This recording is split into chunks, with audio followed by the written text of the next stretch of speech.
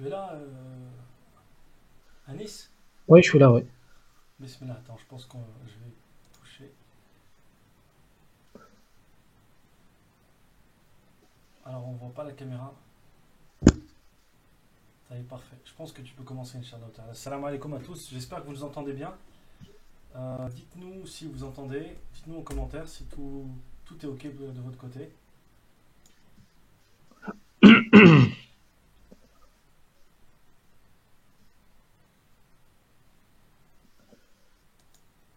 Sur l'écran, il n'y a rien du tout, hein. Ah oui, je sais, c'est un autre lien.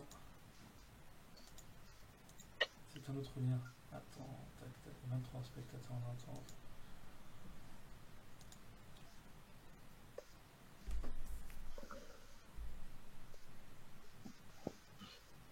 Salam alaikum wa rahmatullah. Donc là, vous nous entendez parfait. Laissez-nous quelques secondes pour rectifier un petit peu les derniers petits soucis techniques et on revient à vous tout de suite, Inch'Allah ta'ala.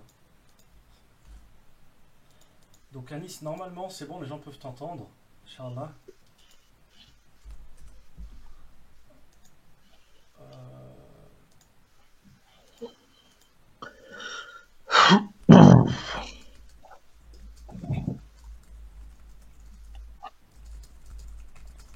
Alhamdoulilah, on va bientôt commencer, Inch'Allah ta'ala. On attend encore peut-être 1 ou 2 minutes, histoire que tout le monde vienne. N'hésitez pas, vous, en attendant, à mettre un pouce bleu.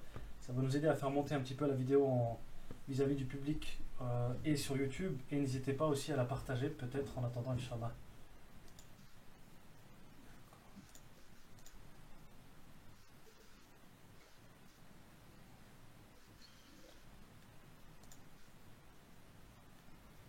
Inch'Allah ta'ala.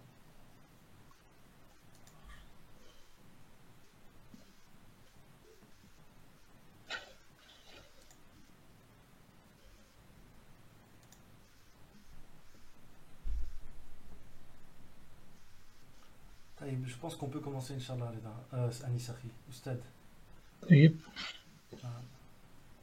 Euh, tu as mis le lien ou? je ne l'ai pas encore mis chez les autres, mais je pense que je suis en train de chercher. Voilà, il est là, parfait. Taïb. Je vais le mettre tout de suite. Je vais le mettre tout de suite. Voilà, c'est bon, c'est réglé.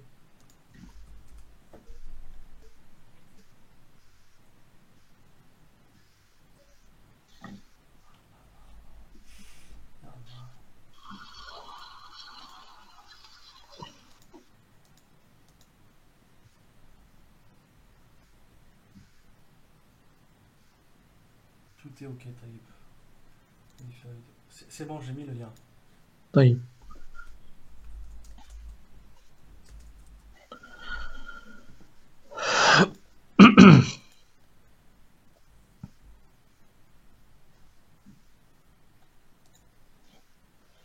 Oh, bismillah, on peut commencer, Inch'Allah ta'ala. Oui, c'est bon? Ouais, bismillah. Le son, il est bon? Le son, dites-nous en commentaire si vous entendez bien le frère Anis. Comme ça, Artullah. Oui, le son est bas. Le son de Anis est bas ou le mien? Est-ce que c'est le son du frère qui donne le dars ou est-ce que c'est le mien? Tout est très bien. On me dit que le son est bon. Ok.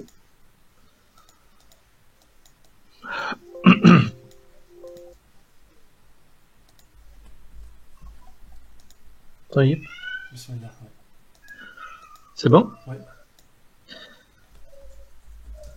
السلام عليكم ورحمة الله وبركاته. الحمد لله المتفرد باسمه الأسماء المختص بالملك الأعز الأحماء الذي ليس دونه منتهى ولا وراءه مرمى الظاهر لا تخيلا ووهما الباطن تقدسا لا عدما وسع كل شيء رحمة وعلما وأسبغ على أوليائه نعما عما وبعث فيهم رسولا من أنفسهم عربا وعجما زكاه ربه محتدا ومنما وحاشاه عيبا ووصما صلى الله عليه صلاة تنمو وتنمى وعلى آله وصحبه وسلم تسليما أما بعد. Donc le sujet qui a été choisi pour cette soirée, c'est comment se préserver des tentations et des troubles. Alors en préambule, vous m'entendez ou pas? Oui, oui, très bien.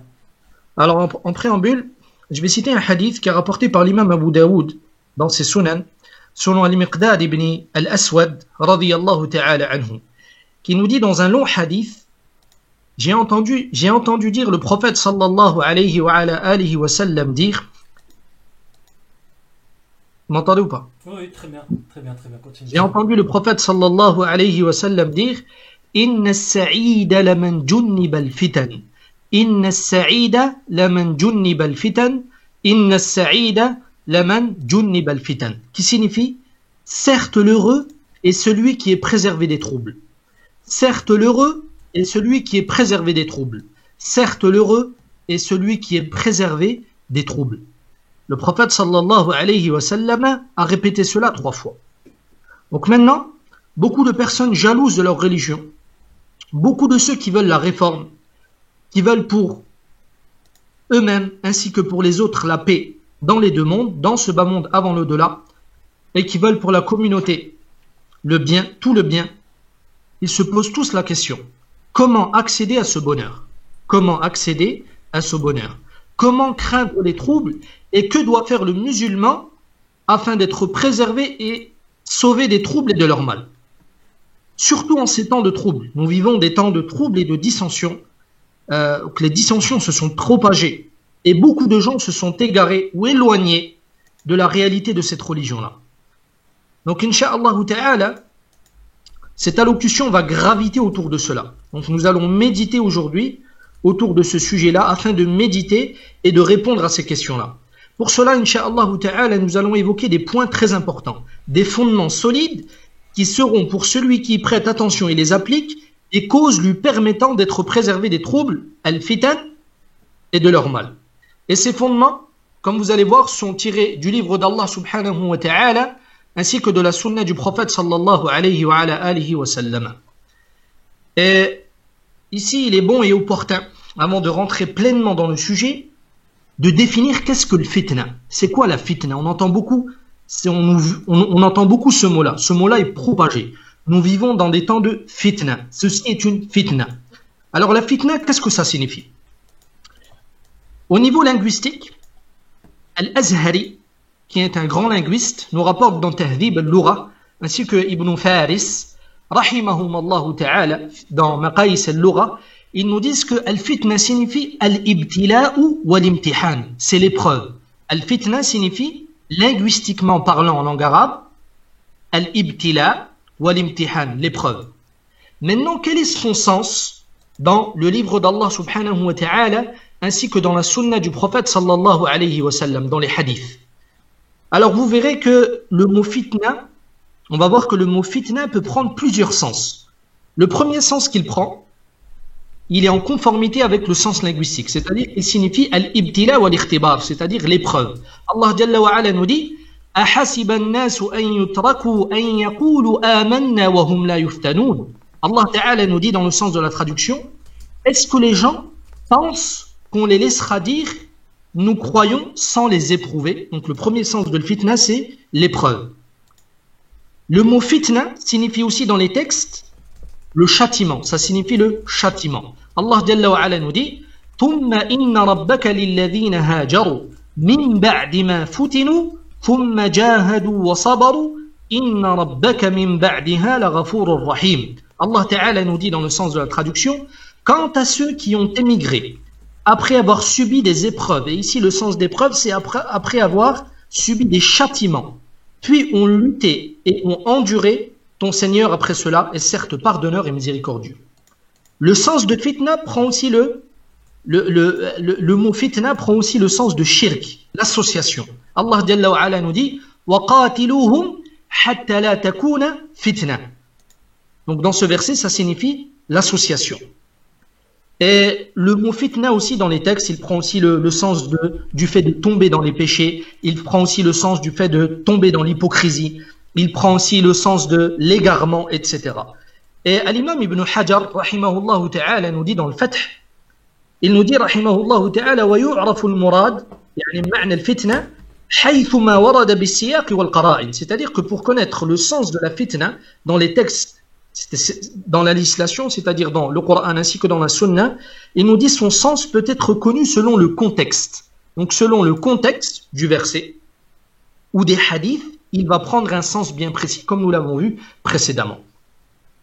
Donc après avoir vu cela, donc maintenant on sait ce que ça veut dire al-fitna, au niveau linguistique, ainsi qu'au niveau des textes.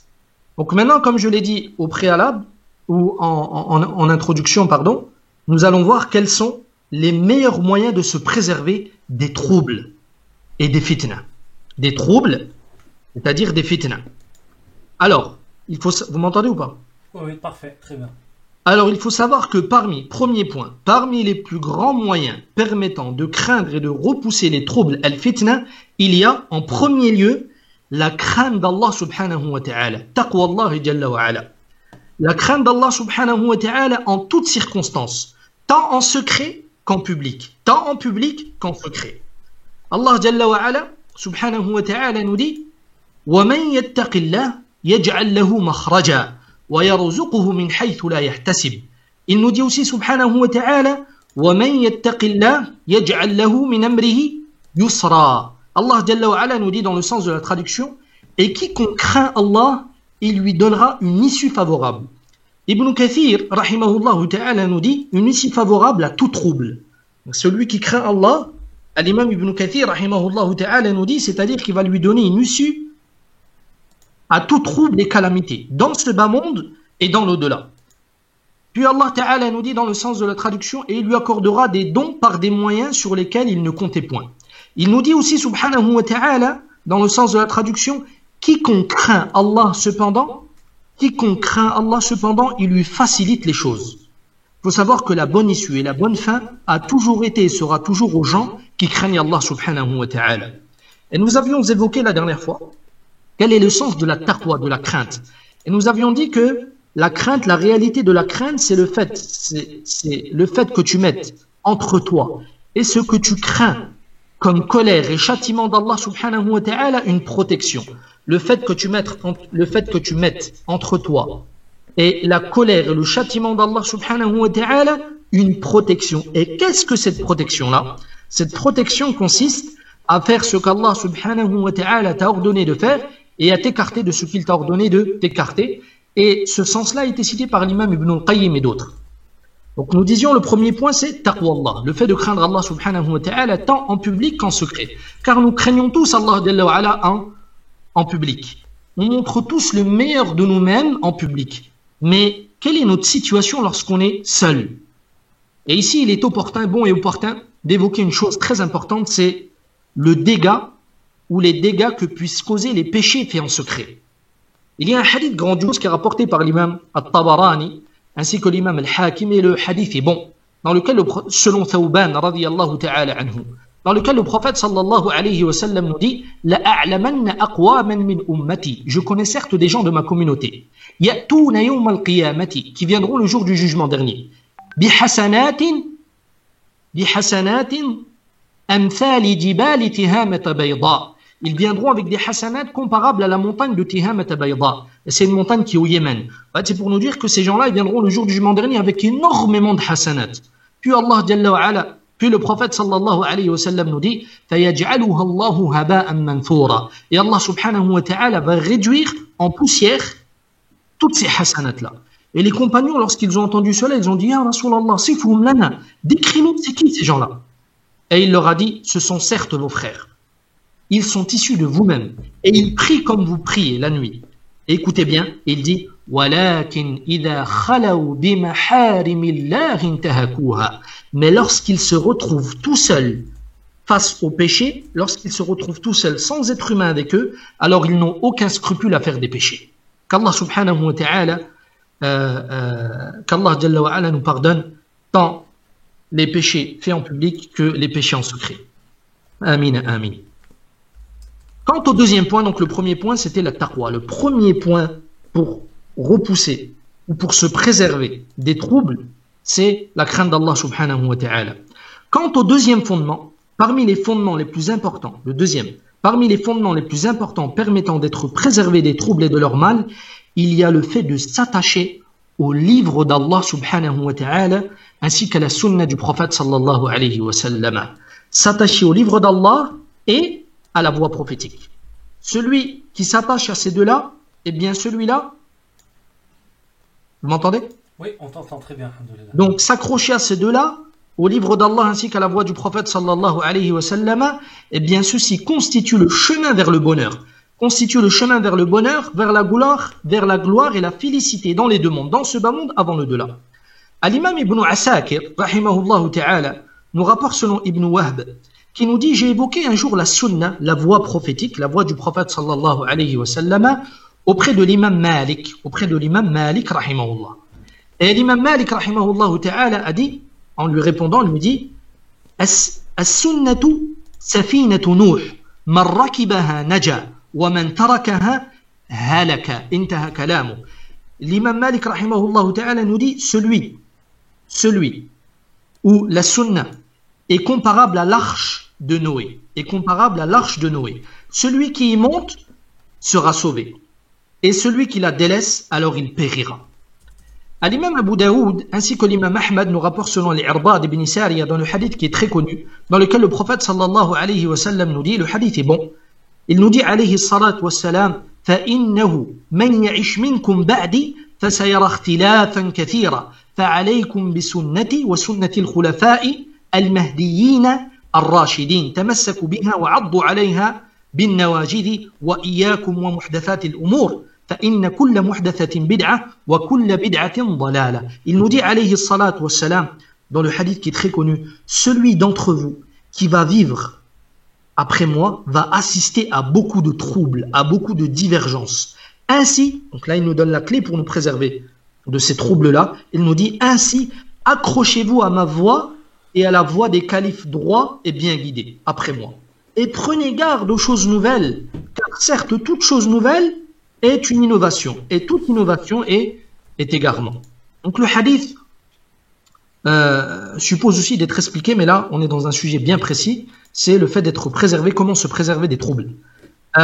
Donc celui qui ne s'attache point au livre d'Allah subhanahu wa ta'ala, ainsi qu'à la sunna du prophète sallallahu alayhi wa sallam, alors celui-là sera atteint par la cécité. Comme nous le dit le poète, إِذْ كُلُّ مَنْ لَمْ يَتَمَسَّكْ مِنْهُمَا بِعُرْوَةِ الْوُثْقَى تَوَلَّاهُ الْعَمَى.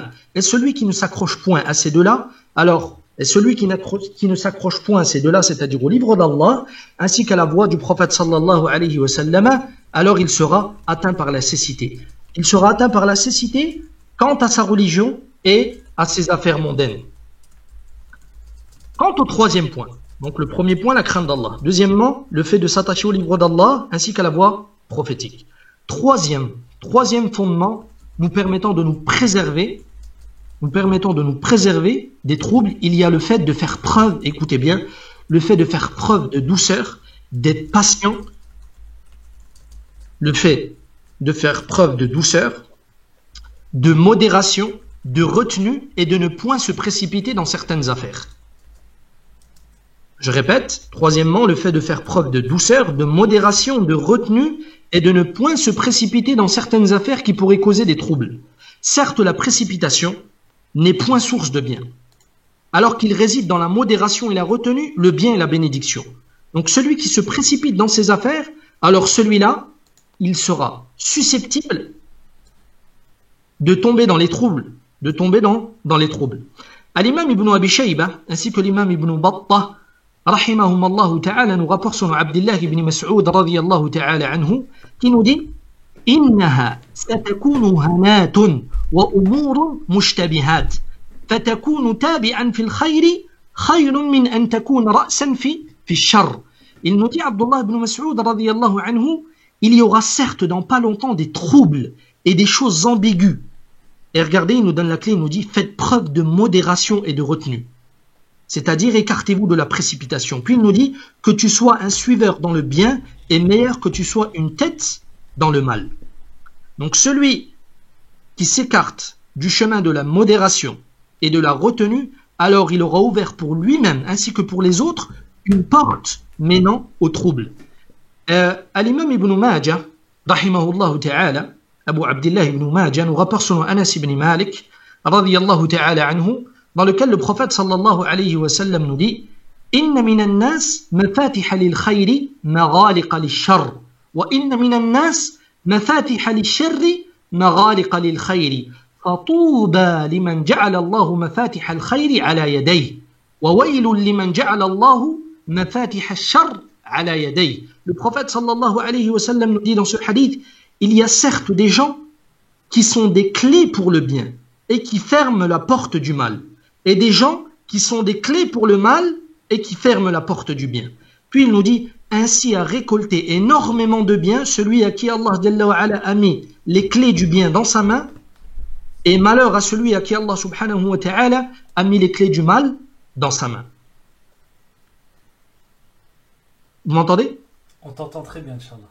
Donc parmi aussi, troisièmement ou quatrièmement, je ne sais plus, quatrièmement. Donc parmi aussi les fondements précieux nous permettant de nous préserver des troubles, il y a le fait, et écoutez bien, il y a le fait d'être unis. Il y a le fait d'être unis et de ne point se diviser. Car l'union est source de bien, de tout bien, et la divergence et la division est source de tout mal. Le bien, vous m'entendez? Oui. Moi, ça coupe. Donc, la division est source de tout mal, alors que al-jama'a, le groupe et l'union est source de miséricorde. C'est pour cela que le prophète sallallahu alayhi wa sallam, dans plus d'un hadith, nous a conseillé le fait de nous attacher, de nous unir et de ne point nous diviser. De nous unir et de ne point nous diviser. Et parmi les hadiths à rappeler, par exemple, il y a le hadith rapporté par l'imam al-Tirmidhi sur Abdullah ibn Abbas, radiyallahu ta'ala anhuma, dans lequel le prophète sallallahu alayhi wa sallam nous dit Yadullahi ma'al jama'a wa man shadda shadda ila an-nar. Donc la main d'Allah est avec le groupe. C'est-à-dire qu'ici c'est un hadith qui nous montre que Allah subhanahu wa ta'ala aime l'union.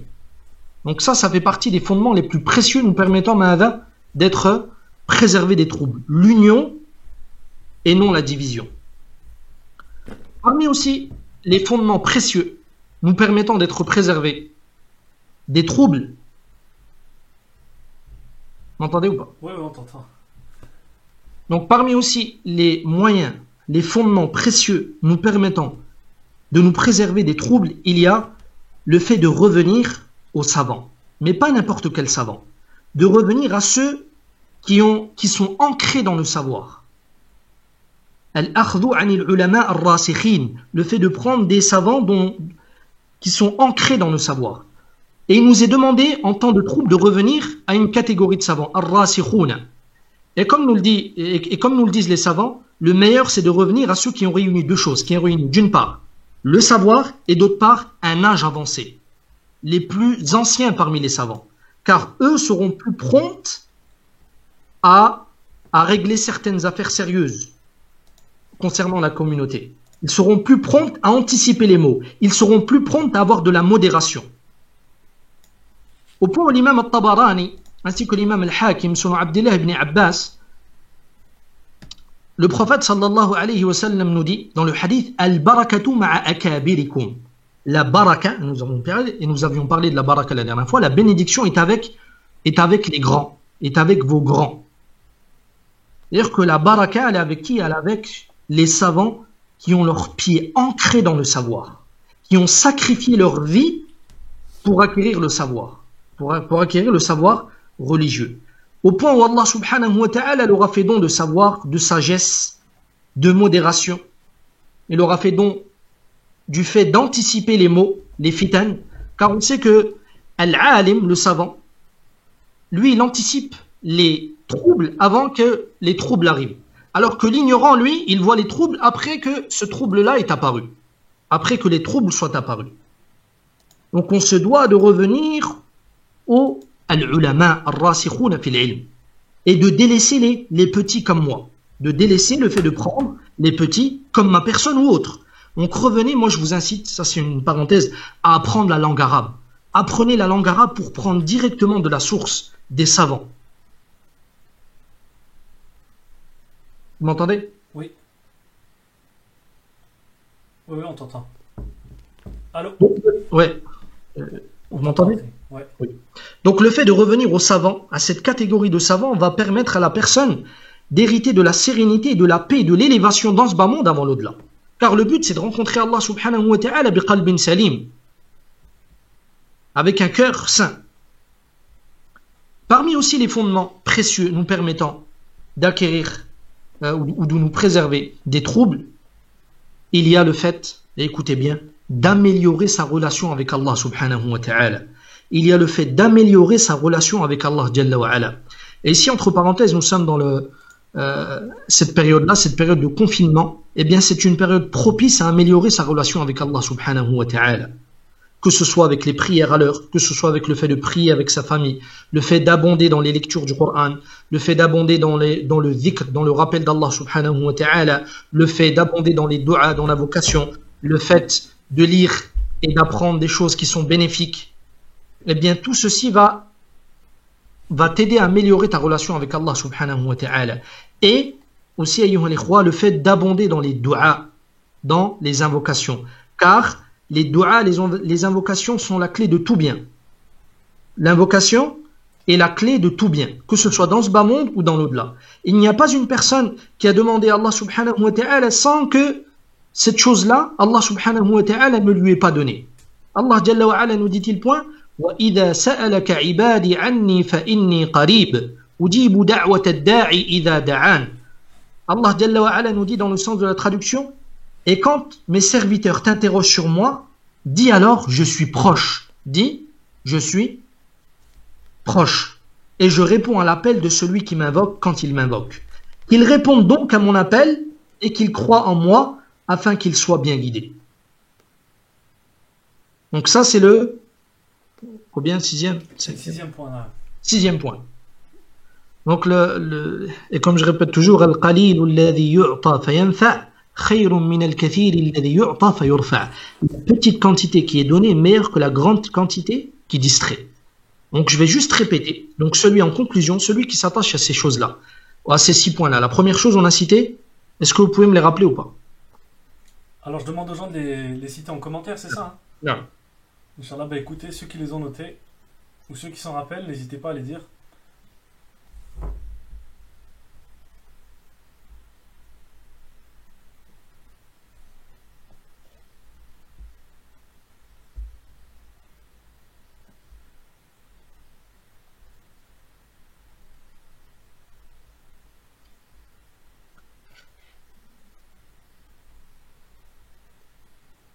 Non, il y a des réponses ou pas? Alors, il y a... j'attends un petit peu, c'est en train de monter, il y a un petit temps de latence. D'accord. Alors, il y en a qui ont... ouais. Alors, il y en a qui reviennent dans le live, je crois, en arrière. Parce qu'ils sont malins, tu sais, on peut revenir un petit peu en arrière.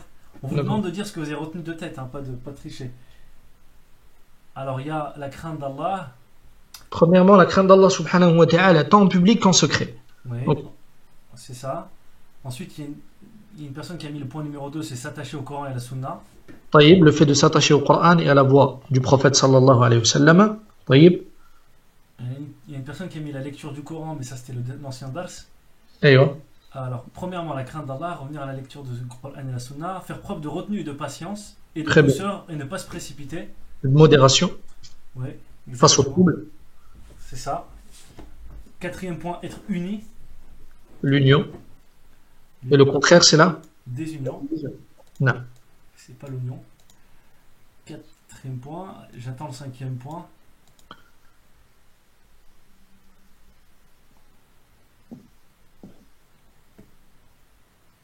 Revenir aux grands savants, ancrés dans la science. Ancrés dans la science, qui ont réuni entre deux choses. En temps de trouble, il nous est demandé de revenir à Al-Kibari min ahli al-ilmi, aux grands savants. Et quand on dit grand ici, ça revient à deux choses. Ça signifie grand tant dans la science que dans l'âge. Car ces savants-là seront plus prompts à avoir de la modération, à anticiper les mots, etc. que les petits savants ou les prêcheurs. Ouais. Et le sixième point, on l'attend, améliorer sa relation avec Allah. Oui, améliorer sa relation avec Allah subhanahu wa ta'ala avec les différentes choses qu'on a dit. Et nous avions dit aussi à la fin le fait d'invoquer, le fait d'abonder dans l'invocation d'Allah subhanahu wa ta'ala. Donc celui qui applique insha'Allah ta'ala ces 6 points-là dans sa vie de tous les jours, il sera bi'idhnillahi ta'ala préservé de tout trouble. Et il aura répondu, et il aura une part de la parole du prophète sallallahu alayhi wa sallam, comme nous l'avons cité en préambule. Inna as-sa'ida laman junnib al-fitan. Certes, l'heureux est celui qui se sera préservé des fitna, des troubles. Inna as-sa'ida laman junniba al-fitan, c'est-à-dire, certes, l'heureux est celui qui est préservé des troubles. هذا والله أعلم وصلى الله على نبينا محمد وعلى آله وأصحابه أجمعين. Barakallahu fikum, Ustad, professeur Anis. Alors, avant de proposer aux gens de poser leurs questions, d'ailleurs, vous pouvez les poser dès maintenant en commentaire. Premier élément important, ce live il sera disponible sur notre chaîne secondaire qui s'appelle Jannah Live. Je vous ai mis le lien tout de suite en description, là, en commentaire. Vous pouvez vous abonner, Inch'Allah Ta'ala, pour revoir cette conférence-là et l'ancienne conférence sur comment atteindre la baraka qui était très très bénéfique et qui, on l'espère, nous permettra d'atteindre la baraka dans nos vies.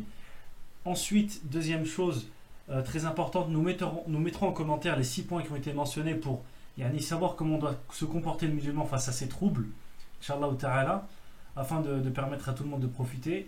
Et troisième point, si vous avez des questions, n'hésitez pas à les poser, mais faites en relation avec le sujet, bien sûr. Voilà, exactement. Faites en sorte que ces questions soient en relation avec le sujet.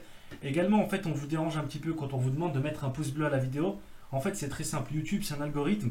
Plus les gens vont liker la vidéo, plus il va considérer qu'elle est importante ou utile, et plus il va la proposer à des gens, et donc du coup plus on va avoir de chances de faire profiter le monde, surtout des gens qui sont sur YouTube et qui parfois regardent des bêtises. Donc je vous demande à tous de mettre un pouce bleu et Inch'Allah Ta'ala de vous abonner si ce n'est pas le cas. Alors Anis, Ustad, on a une première question qui est comment s'en sortir quand on est tombé dans la fitna, dans la tentation. Eh bien justement, c'est d'appliquer les points qu'on a dit là. C'est d'impliquer les points qu'on a dit auparavant. Et la première clé, lorsqu'on est tombé dans des tentations ou dans des choses mauvaises, entre guillemets, c'est de revenir à Allah subhanahu wa ta'ala par le repentir, at-tawba. Le fait de revenir à Allah jalla wa ala en se repentant. Et Allah jalla wa ala aime ceux qui se repentent. Wallahu yuhibbu at-tawwabin wa yuhibbu al-mutatahhirin. Certes, Allah aime ceux qui se repentent sans cesse. Donc il faut revenir à Allah Jalla wa ala sans cesse et se remettre sur les rails, appliquer les points qu'on a cités auparavant. Et une des meilleures choses qui va nous permettre aussi de nous préserver des troubles, il y a le fait d'apprendre le savoir. Il y a le fait d'apprendre le savoir religieux. Car le savoir, ayyuha al-ikhwa, est une lumière. Et celui qui n'a pas de lumière, forcément il va rester dans les ténèbres et il sera la proie de toutes les tentations et de tout trouble. Donc on se doit de fournir des efforts quant à l'apprentissage du savoir religieux. Car ce savoir religieux-là, le savoir tiré du Coran ainsi que de la voix du prophète sallallahu alayhi wa sallam, avec une méthodologie bien sûr bien précise, on n'apprend pas comme on veut, eh bien cette personne-là sera éclairée quant à sa vie mondaine et à son au-delà. Alors il y a eu beaucoup de questions. Est-ce qu'une personne qui a subi entre guillemets des épreuves et peut-être des tentations et des problèmes, avant sa puberté, est-ce que ça peut être une expiation de péché pour elle? Allahu a'lam. Allahu a'lam. D'accord. Donc si une personne fait beaucoup de péchés et se répand malgré qu'il répète le ou les péchés, non. Est-ce que c'est un manque de sincérité vis-à-vis d'Allah? Là, au contraire, celui qui se repent après avoir fait un péché, ceci est un signe de sincérité. Mais à la personne aussi à la personne de remplir les 5 conditions du repentir. Et parmi les conditions du repentir, il y a le fait d'avoir la ferme conviction de ne point refaire ce péché-là. Et aussi, une des conditions du repentir, c'est le regret. L'imam Tirmidhi nous rapporte que le prophète sallallahu alayhi wa sallam nous dit « An-nadamu tawba » le regret et le repentir. Donc à chaque fois que la personne aura rempli les 5 conditions du repentir qui sont connues, eh bien Allah jalla wa ala lui pardonne. Si elle vient retomber, qui redemande pardon à Allah subhanahu wa ta'ala, eh bien, il sera pardonné. Donc la personne se doit aussi de fournir des efforts quant au fait de mettre l'intention de ne point revenir vers ce péché-là. Et si après, par faiblesse, elle refait le péché, elle se doit de revenir à Allah jalla wa ala, et ceci est un signe de sincérité. Alors, professeur, il y a une question qui demande est-ce que on a parlé de la précipitation, qu'elle n'était pas bien et qu'il fallait se retenir entre guillemets. Est-ce que la précipitation dans les adorations, elle peut nous pousser également aussi dans la tentation? Par exemple, quelqu'un qui va vouloir trop vite pratiquer trop bien l'islam entre guillemets. Eh bien, justement, l'islam, quand on commence à apprendre et à pratiquer l'islam, il faut y aller il faut y aller étape par étape. Il faut monter les escaliers une par une. Ok? Il faut monter les escaliers une par une et il faut y aller avec modération et patience. Pourquoi? Parce que vous m'entendez? Le prophète sallallahu alayhi wa sallam nous dit la précipitation provient de shaitan, de shaitan. Donc le conseil que je donne à celui qui commence à pratiquer ou à apprendre l'islam, pour celui qui apprend l'islam, c'est d'apprendre avec une bonne méthodologie. Et de monter les escaliers une par une. Et de mettre les choses très importantes avant les choses importantes. Il n'y a pas de choses pas importantes dans l'islam. Et quant à celui qui pratique, c'est pareil. Il se doit de pratiquer d'une part les choses sans lesquelles son islam n'est pas valide. Et à la tête de cela, il y a les 5 piliers de l'islam. Donc on se doit de se concentrer sur l'essentiel, en premier lieu, les 5 piliers de l'islam et la foi. Et après, quand la personne pratique cela régulièrement avec sincérité, elle pourra faire autre chose. D'accord. Alors, il y a encore pas mal de questions. Alors, vu qu'on parle des épreuves et des tentations, comment savoir si ce qui nous atteint, par exemple comme mal, est dû à nos péchés ou à nos tentations ou à nos épreuves? La réponse, seule la personne qui a posé la réponse peut répondre. Si tu sais que dans ta vie tu fais beaucoup de péchés, eh bien ceci c'est un châtiment. Et si la personne ne fait point de péché, que c'est une personne qui est pieuse, eh bien là elle rentre dans le hadith, mais yuridillahu bihi khayran yusib minhu. Celui à qui Allah veut du bien, il l'éprouve. Ok, très bien. Il y a une personne qui demande, quand on a demandé de s'accrocher aux grands savants, mais est-ce qu'on peut avoir des noms de grands savants? Est-ce qu'il y a une liste? Il n'y a pas de liste, non. Il n'y a pas de liste. Et là, si j'ouvre la porte là, tu sais ce que c'est, Younes, c'est une porte ouverte à la fitna. Voilà, parce que je vais citer le nom d'un savant, certains vont dire non, etc. Retenez 2 choses, c'est Al-Kibar min ahli al-ilmi, les grands savants sont ceux qui ont réuni entre eux le savoir et l'âge, et qui sont âgés. Le savoir n'a point d'endroit précis. Ok? Il y a des savants en Arabie Saoudite, il y a des savants au Maghreb, etc. Il y a des savants au Yémen. Voilà. Donc maintenant, à vous de voir ou de poser la question à qui de droit. Voilà. Il y a une autre question qui dit, on a dit que l'un des points pour se protéger des tentations, c'est de rester dans l'union et de s'unir. Et donc du coup la question c'est, peut-on compter sur l'union encore aujourd'hui avec les courants qui se multiplient, à savoir qu'un débutant en islam est malheureusement vite perdu. Entre guillemets, quelqu'un qui rentre dans la religion, qui n'a pas de connaissance, il va entendre il faut suivre un tel, il faut suivre un tel. Justement, celui qui débute l'islam, il se doit de s'attacher, comme l'imam Malik rahimahullah ta'ala, lorsqu'il fut questionné sur le savoir, il dit: attache-toi à ce qui te suit du matin jusqu'au soir. En premier lieu, attache-toi à ce qui te suit du matin jusqu'au soir, c'est-à-dire les prières, c'est-à-dire le fait d'apprendre sa prière, le fait d'apprendre ce qu'on appelle la jurisprudence des occasions, le mois de Ramadan qui arrive à prendre, le mois de Ramadan et les règles relatives au mois de Ramadan, sa zakat, comment sortir sa zakat, comment faire son pèlerinage si la personne fait son pèlerinage, etc. C'est de s'attacher en premier lieu au fondement de l'islam. Et après viendra, vous m'entendez? Oui. Donc le fait de prendre ces fondements-là, on les prend surtout en tant que débutant, on ne doit pas les prendre de n'importe qui. On doit les prendre de quelqu'un qui suit Al-Qur'an, le livre d'Allah subhanahu wa ta'ala, ainsi que la sunna du prophète sallallahu alayhi wa sallam. Et malheureusement, de nos jours, il y a beaucoup de courants et beaucoup de personnes qui appellent à leur voix.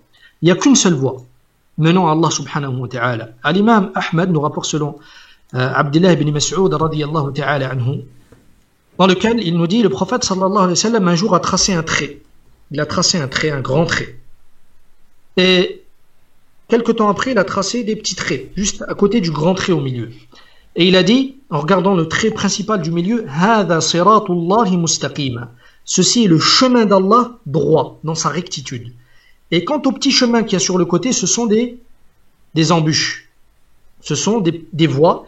Et à la tête de chaque voie, il y a un shaitan qui appelle à sa voix. Qui dit cela? Le prophète sallallahu alayhi wa sallam.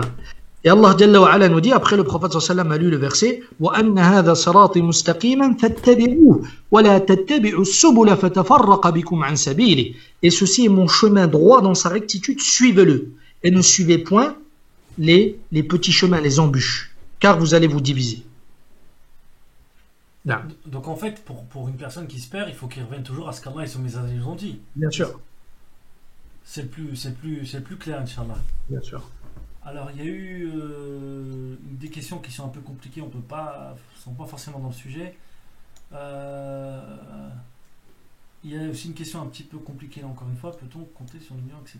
Je pense qu'on a fait un petit peu le tour des questions. Si une personne fait beaucoup de péchés, ça on a posé tout à l'heure, est-ce que l'isolement en ces périodes de troubles fait partie de la préservation des tentations? Bah, ici, on a des textes des salafs, comme l'imam Ibn Uyayna, rahimahullah, et d'autres qui nous disent, en temps de trouble, ce qu'il est bien de faire, c'est luzumul buyut wa luzumul sukut. Luzumul buyut wa luzumul sukut. Le fait de rester chez soi et de se taire, de pas beaucoup parler. Donc l'isolement est aussi un des moyens, en temps de trouble, de se préserver des troubles. Et c'est pour cela que le prophète sallallahu alayhi wa sallam, lorsqu'il nous parle de l'arrivée du Messie ad-Dajjal, dans le hadith qui est rapporté par l'imam Muslim et d'autres, il nous dit que lorsque le Messie ad-Dajjal, l'antéchrist, ou le faux Messie viendra à la fin des temps, la première chose à faire, c'est pas de faire le malin, d'aller vers lui, etc. Il dit فَلْيَأْنَ فَلْيَأْنَ. C'est-à-dire que la personne se doit de s'écarter de lui et fuir cette grande tentation. Et ce sera la plus grande tentation que l'humanité va connaître.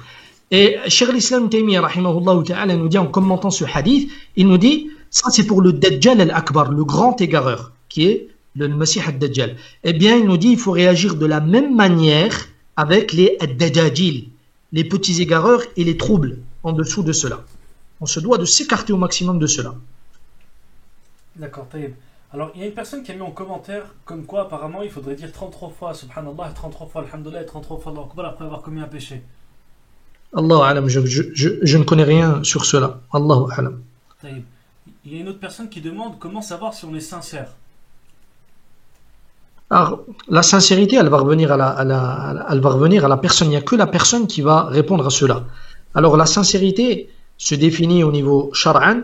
وَتَصْفِيَّةُ الْقَلْبِ مِنْ إِرَادَةِ غَيْرِ اللَّهِ. C'est le fait de vider son cœur de toute chose sauf d'Allah subhanahu wa ta'ala. Le siège de la sincérité, c'est le cœur. Et la personne va pouvoir juger sa jauge de sincérité, pas quand elle est en public, mais quand elle est en secret. Quand tu es tout seul.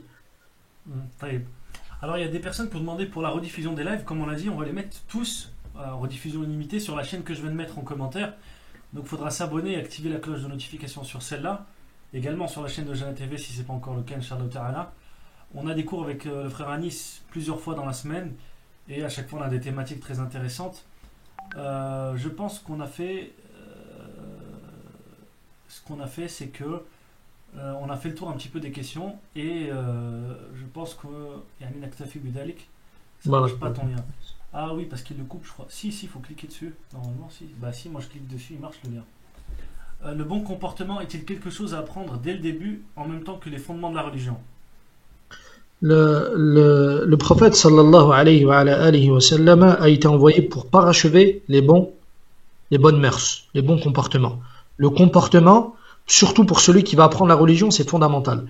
Un des salafs nous disait bil adabi tafhamul ilm. C'est avec le bon comportement que tu comprends le savoir, qu'Allah Jalla wa Ala va te faciliter le savoir. Et le bon comportement, c'est premièrement le comportement avec Allah, le comportement avec son livre, le comportement avec son messager et le comportement avec les créatures.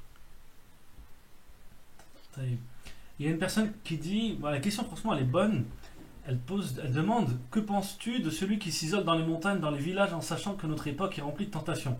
Entre guillemets, est-ce qu'il faut fuir les tentations, il faut partir dans les montagnes ou dans les petits villages et se couper un peu de tout ça là? Allahu alam, il faut poser la question aux savants.